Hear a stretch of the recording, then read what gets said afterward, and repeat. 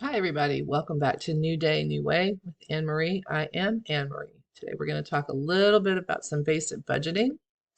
Basic budgeting is something I have found in my career at my job that a lot of people are just not very good at. So, we're just going to cover a few of the basics.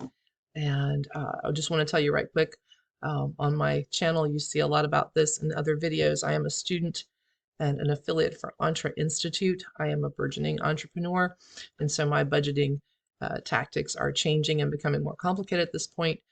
But some basic things can help you out, whether or not you're deciding to become an entrepreneur. So stick with me. We're going to outline the basics. What is your goal? So you have to know what your goal is before you sit down, because otherwise, why do it? List your income and debts. What are your impulse purchases? How often do you pay your bills? Where can you make adjustments, pre-planning, and how it can help you? So what are your goals? Do you want to put more money in savings? If you're an online entrepreneur like me, what's your advertising budget and how can you increase that? Do we need to be, specific? And are you wanting to trim unnecessary spending? All of us have unnecessary spending that we can trim from our budgets. And if you start digging in, which we are going to do just now, you're going to find out that you have more than you think. What about that vacation? My husband and I plan for a vacation every year, so it pays to pre-plan. Oh, wow, that's a hard sentence. It pays to pre-plan. So we're going to start where you are. List all of your sources of income, yours, your spouse's. If you have more than one stream of income, of course, you're going to sit down and list all of that. And this is always going to be on a scale of monthly when I'm talking about these things.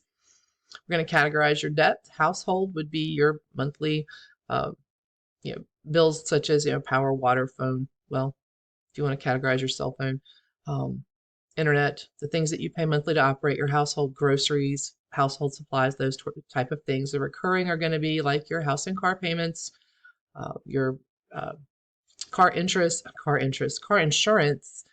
if you pay that by the month or if you pay it every quarter or however you do it. What do you pay to savings? If you have a side business or a full-time business, what are your business expenses there? And then your impulse. Now, that's going to be anything that's outside of the stuff that's required that you make choices to purchase. This would include nights out, dinners out, the occasional, spending for birthdays and that kind of thing. These are impulse things that are not a requirement in your budget, but they need to be allowed for. And then once you start listing those out, do you already see a pattern? Is there a problem? Is something sabotaging your monthly budget? You're gonna find that out as soon as you start adding this up, especially in the impulse category. Impulse category also includes those bad habit things like smoking and alcohol and the things that you spend on that a little at the time, like that candy bar you buy every morning, or what do you stop and get at the one stop on your way to work, and how does that add up? How much do you spend eating lunch at work 5 days a week? That kind of thing. When you start adding that up, I promise you, you'll start taking your lunch and prepping your food on Sundays. So your basic math, take the big bills, all of the bills that are required, your house payment, your rent, if you don't have a house payment, your car payments, your insurance, the major things that you have to have. You're going to add those up, and if you divide that by the total monthly income and you're at 50% or more, you are behind the 8 ball, and we need to do some work. Otherwise, if you're under 50%, ideally 30%, in most income ranges. Now, I'm not a millionaire, so I try to operate at about 30. But you want, my father used to tell me, if your house payment and your car payment equal more than half of your salary for a month, then you're behind the 8 ball, which is still actually true. Those utilities and occasionals will vary a bit throughout the year. So when you're doing this math, as I'm showing the categories to you, take that into account. You're going to know the difference between your power bill in December and your power bill in July. So, and the impulse spending. Where is your disposable income going? And disposable income is basically the income left over after you pay the bills, whether you pay them weekly, every 2 weeks, or monthly.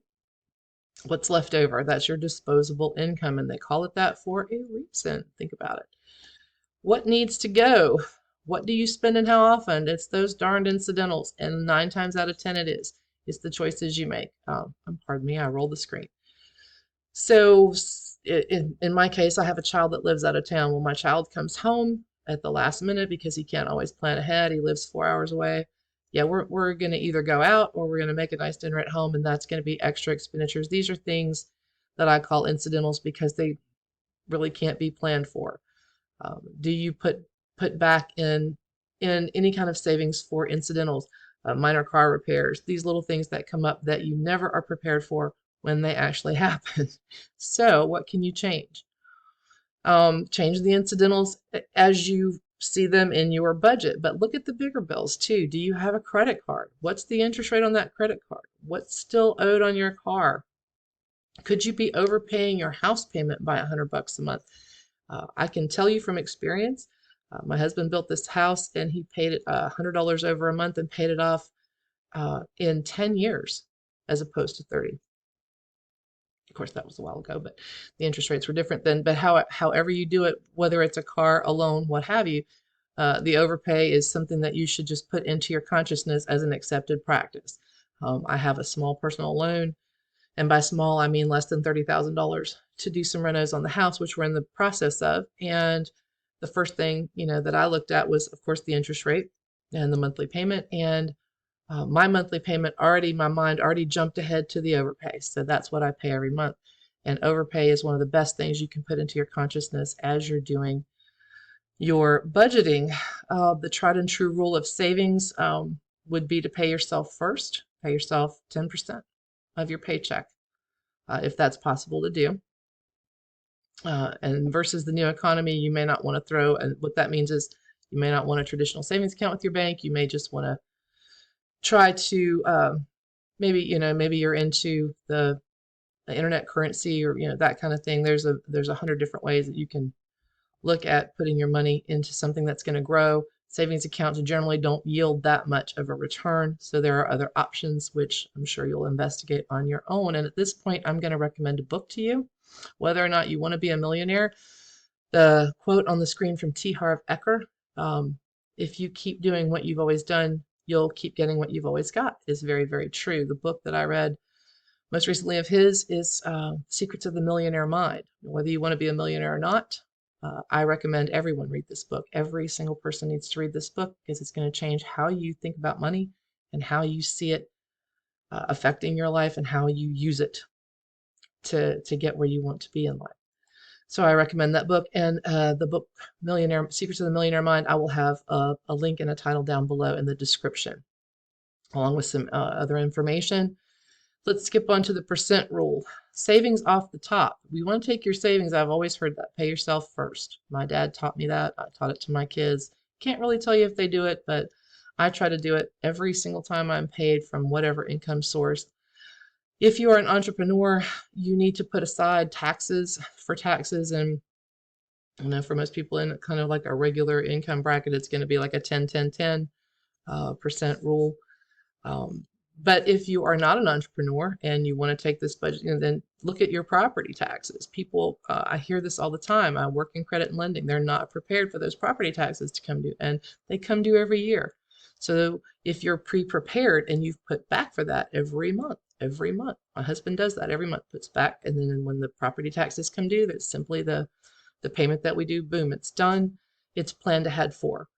And then, of course, you want to reinvest in you, whether it's your business or if you're not running a business, you want to reinvest in yourself.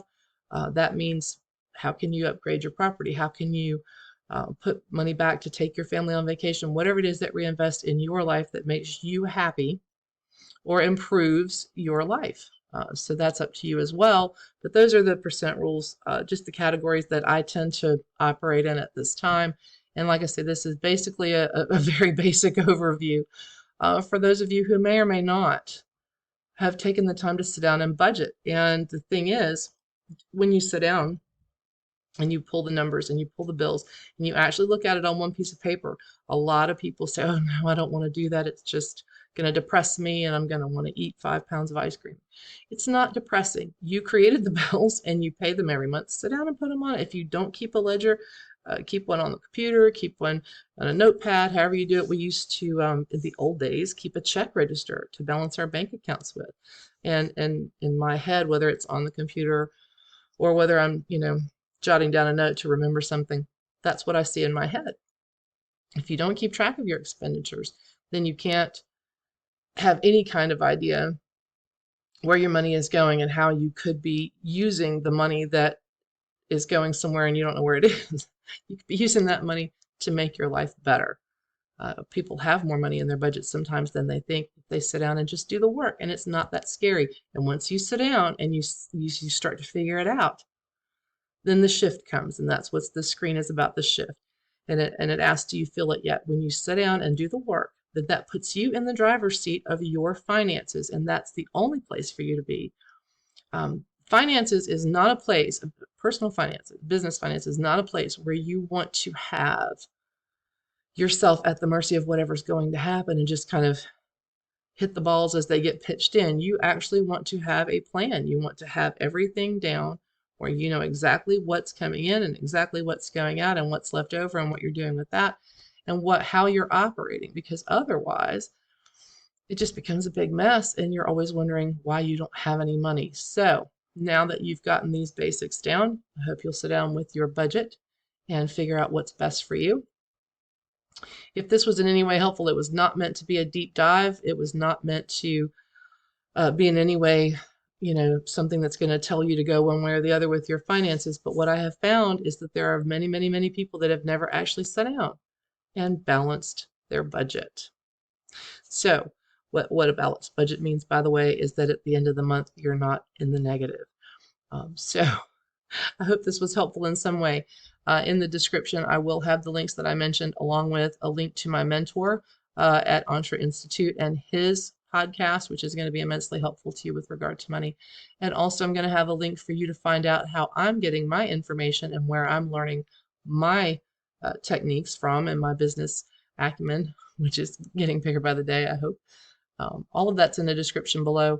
As I said, I am a student of Entre Institute. I am a burgeoning entrepreneur in the online business of affiliate marketing, and I am affiliate for Entre Institute. There's a link for that as well. This is an exciting new day. There are millions and millions and millions of possibilities for you if you're looking to add to your stream of income. Like I said before, it's better to have more than one stream of income.